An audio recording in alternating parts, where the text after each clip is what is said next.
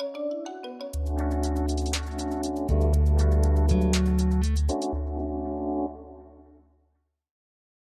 est entré plus ou moins à des rythmes différents dans un déconfinement. Ça fait déjà plusieurs fois qu'on a vécu ça, hein. Mais moi, j'aimerais qu'on raconte un peu chacun, puisque chacun est dans un pays différent. Comment ça se passe chez vous? Comment les gens le prennent? Comment les médecins le prennent ici? Il y a des tas de polémiques. C'est trop vite, pas assez. Non, les gens ne peuvent plus supporter. Voilà, enfin, il y a tout ce contexte-là. Qu'est-ce que vous en dites, chacun d'entre vous? Et on commence par la France, finalement. Allez. Pour mi-mai, il y a de plus en plus de vie culturelle et autour de la restauration, donc des loisirs qui reprennent, mais quand même avec une épée de Damoclès que si on dépasse le seuil de 400 cas positifs à la Covid pour 100 000 habitants, les régions concernées pourraient revoir à la baisse ce plan de déconfinement. Ce chiffre-là, il est totalement abstrait quand même. C'est par rapport à quoi? Qu'est-ce que ça signifie? C'est bon. Pourquoi 400? Pourquoi pas 350, 500, 200? Rien.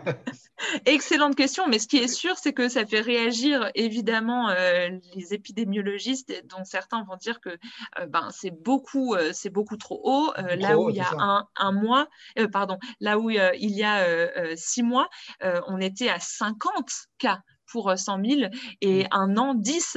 Donc là, on passe à 400 et en même temps, en tant que juste individu citoyenne, moi, j'ai juste tellement envie que la vie reprenne que je me dis, mais c'est très bien, mettons des chiffres très hauts. Mais c'est pour ça que je ne suis pas épidémiologiste. En tout cas, ce que je veux dire, c'est que c'est certain, comme tu disais, Jean-Luc, c'est éminemment polémique et ça reste incertain, en fait. Moi, j'entends beaucoup autour de moi des gens pas satisfaits parce que soit ça va trop vite, soit ça ne va pas assez vite. Et parce que ça reste trop sujet à changer encore, avec le toujours et si, et si. Donc, l'horizon de la vaccination, je pense que c'est la seule chose qui maintient les gens à peu près à flot en se disant il y a quand même de l'espérance. Mais on n'y est pas encore pleinement dans l'espérance. Ouais, le gouvernement a parlé de freins d'urgence. Je ne sais pas ce que ça peut être, des freins d'urgence. On freine comment? Où c'est qu'on freine? Oui, dans quel milieu de la société on va freiner? Je sais pas. Non, mais par contre, la polémique, c'est les médecins qui la relancent, les anesthésistes réanimateurs qui disent mais attendez, les hôpitaux sont absolument pas vidés, ils sont pleins, les réanimations on déborde. Donc, c'est quand même ça, c'est un critère quand même grave, enfin lourd. Non, enfin, il me semble.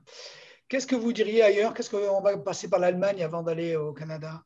Qu'est-ce qui se passe en Allemagne? Pour ma part, j'observe l'Allemagne et la Belgique qui sont à des stades Oui, différents. vas-y, les deux. Allez. Et alors, l'avantage de pouvoir observer plusieurs pays et de cette conversation qu'on est en train d'avoir, c'est en tout cas pour moi, c'est de pouvoir observer le fait que ce qui peut nous sembler, quand on a une perspective juste nationale, on a l'impression que c'est le ministre de la Santé ou le Premier ministre ou quelques départements du gouvernement qui ont pris des décisions entre eux. Mais quand on compare les pays, on se rend compte qu'en fait, pour utiliser une expression anglaise, tout le monde chante à partir de la même partition. Parce que ce concept du frein d'urgence, il existe en Allemagne aussi. Alors, ce qui est surprenant par rapport à notre discussion là, il y a un instant, c'est que le frein d'urgence, il est activé au-delà de 100 cas par 100 000 habitants, très très différent. Et donc, ce nouveau frein d'urgence a été instauré dans le courant à la fin du mois de mars. Et déjà là, on était passé de 50 à 100. Et ça hurlait dans les médias en Allemagne en disant non, mais c'est déjà très haut parce que plus il y a de cas, plus la progression du virus peut s'accélérer et plus il y a une mise en danger de nos services de santé. Donc, pour moi, ce qu'on observe, en fait, c'est qu'on est tout doucement, là, ce printemps, on est en train de passer d'une situation de gestion de la politique sanitaire à la gestion de la politique générale, et qui est nettement, en fait, motivée par le sentiment des populations, qui de plus en plus expriment un ras-le-bol. Là, je passe de l'autre côté de la frontière en Belgique. Il y a eu des manifestations ces dernières semaines en Belgique où des gens ont investi des parcs dans plusieurs villes de Belgique pour manifester leur mécontentement en bravant les interdictions de rassemblement. Il y a eu des descentes de police avec des images assez frappantes. La police à cheval, des gaz lacrymogènes, etc., pour chasser et disperser les gens.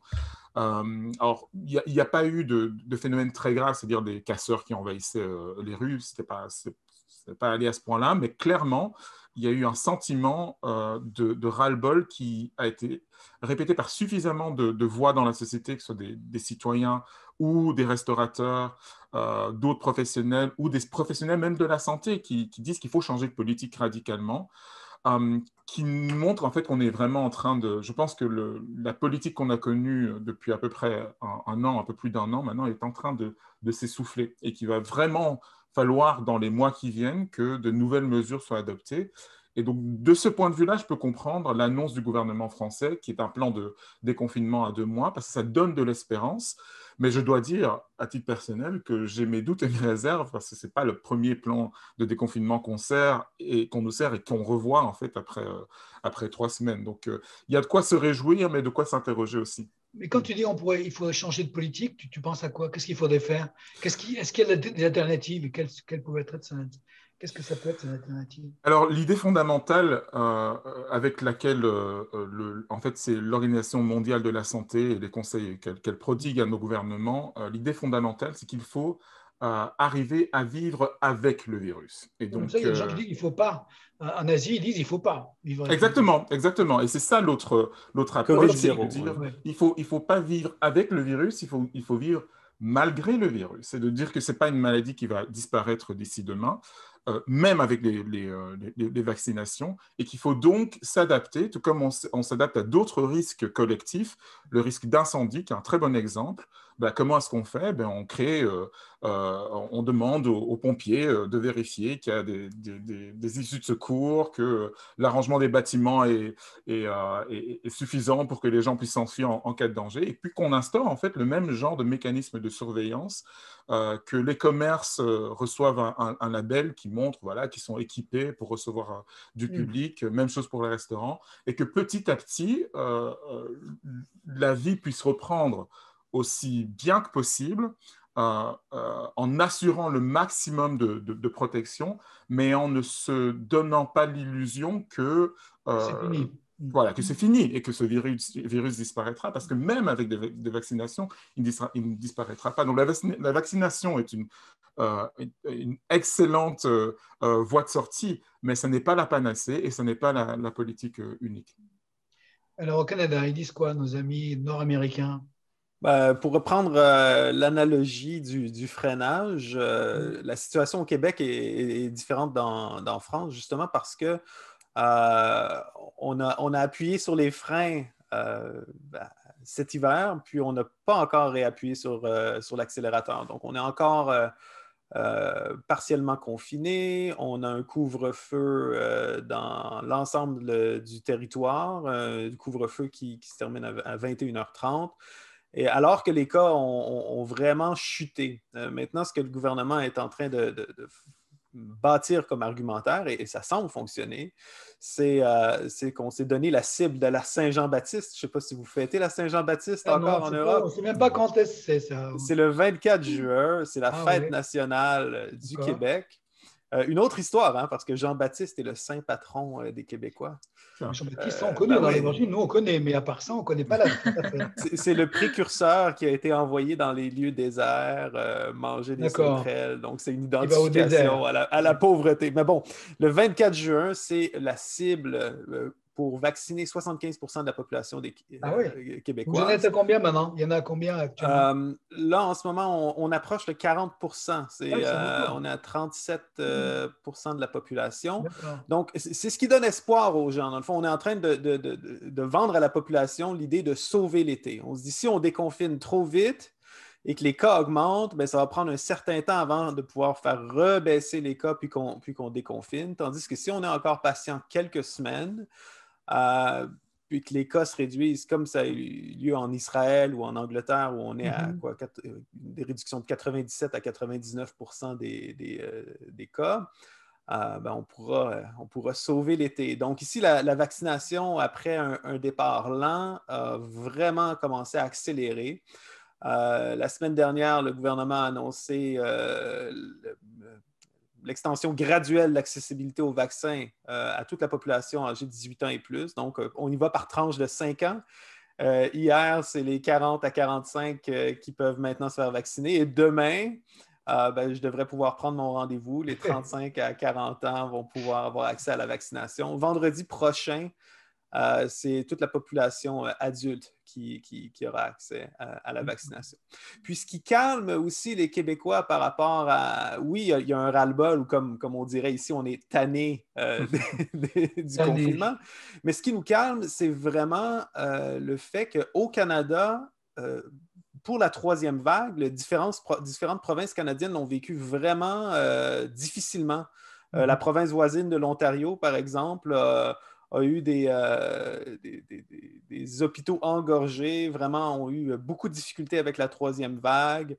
On a dû fermer notre frontière avec l'Ontario, ce qui est quand même exceptionnel parce que la capitale canadienne, Ottawa, est vraiment sur la frontière. Là. C'est vraiment une ville, c'est comme si on séparait Paris en deux. Tu n'as plus le droit de traverser la Seine. Bon, on s'entend, Ottawa, c'est pas Paris, là, mais bon.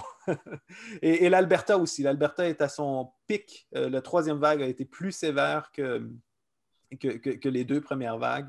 Donc, comme on dit ici, on prend notre mal en patience et on espère un déconfinement plus tardif, mais plus complet.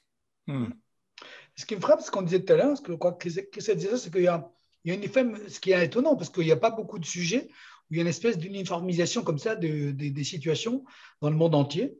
Qu'est-ce que ça vous inspire, ça? Sur le plan théologique ou biblique, il y a un truc qui vous frappe par rapport à ça? On a l'impression qu'on a été tous frappés, quoi. Tu vois, c'est que ce texte aussi de Victor Hugo, ne mourrez pas tous, mais tous étaient frappés. C'était étonnant quand même, cette histoire d'une pandémie mondiale à ce niveau-là. Ça nous est rarement arrivé, il me semble. Oui, moi, je me souviens encore de mars-avril dernier, quand on commençait vraiment à prendre l'ampleur en Occident du fait que la pandémie n'était pas restée derrière les frontières chinoises et qu'il y avait de plus en plus de reportages qui montraient des grandes capitales mondiales complètement vidées de leurs habitants parce que tout le monde en même temps était en confinement. Et il y avait vraiment un sentiment sur les réseaux sociaux, parce qu'en plus, tout le monde, enfin, une bonne partie de la population étant confinée et en télétravail, je pense qu'on était beaucoup plus sur les réseaux sociaux que jamais auparavant, une sorte de prise de conscience de on est un en humanité. Oui, c'est ça. Et c'est vrai que, bon, théologiquement, dans le christianisme, on professe un Dieu créateur pour l'ensemble de l'humanité. On professe un seul Seigneur, un seul Sauveur, une seule finalement source de la vie, une seule origine de la vie et le dénominateur commun de qui nous sommes malgré nos cultures différentes, nos langues différentes, etc. Et en même temps, j'ai l'impression que la réalité de nos gouvernements qui réagissent différemment face au virus, la réalité des moyens de chaque pays qui restent différents, et rien qu'en prenant un échantillon de 3 personnes à cheval sur 4 pays, on voit à quel point il y a des grandes différences. C'est comme si cette unité en humanité ne faisait qu'accroître les inégalités et le fait qu'on n'est pas encore dans cette unité de regarder vers un même Seigneur, un même Sauveur. On va chercher nos Seigneurs et nos Sauveurs un petit peu partout. Et surtout, si le Sauveur en ce moment, c'est le vaccin, en tout cas le Sauveur technique pour sortir de cette crise, eh ben, on n'est clairement pas un en humanité parce que les pays riches que nous représentons quand même par rapport à l'ensemble de la population mondiale font un petit peu l'embargo sur le vaccin et puis les autres, ils sont un petit peu à la traîne. Donc malheureusement, cette unité qui est renforcée par les différences de traitement, on a encore besoin, je pense, de beaucoup pour arriver à un vrai sentiment d'unité et d'entraide.